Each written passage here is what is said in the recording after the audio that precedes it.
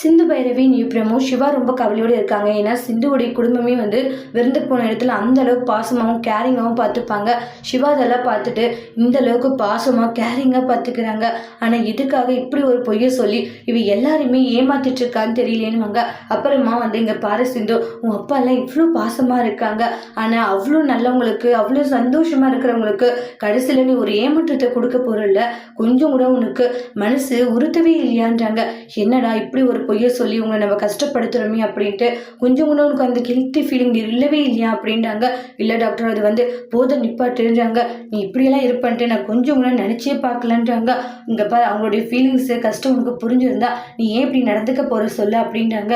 நீ இப்படியெல்லாம் இருக்கவே இருக்காத சிந்து அப்படின்றாங்க. ஆனால் உன்னுடைய உண்மையான விஷயம் தெரிய வந்தா பாவம் உன்னுடைய குடும்பம் எவ்வளோ உடஞ்சி போகும்னு தெரியுமா, எவ்வளோ கஷ்டப்படுவாங்க தெரியுமா. தான் பொண்ணு மேலே இந்த அளவுக்கு நம்பிக்கை வச்சோமே, ஆனால் அவள் இப்படி ஒரு விஷயம் பண்ணிட்டாலேன்ட்டு உங்கள் குடும்பமே அந்த அளவுக்கு கவலைப்பட போறாங்க. அப்படி ஒரு குடும்பத்தை நீ இப்படி கஷ்டப்படுத்த நினைக்கலன்னு சொல்லிட்டு சிவா சிந்து கிட்ட சண்டை போடவும் சிந்துவும் ஃபீல் ஆகுறாங்க. அதோட இந்த ப்ரெமோவை முடிச்சிருக்காங்க. இனி வரக்கூடிய எபிசோட்ல என்ன மாதிரி ஒரு ட்விஸ்ட் வரப்போகுதுன்ட்டு வெயிட் பண்ணி பார்க்கலாம். தேங்க்யூ.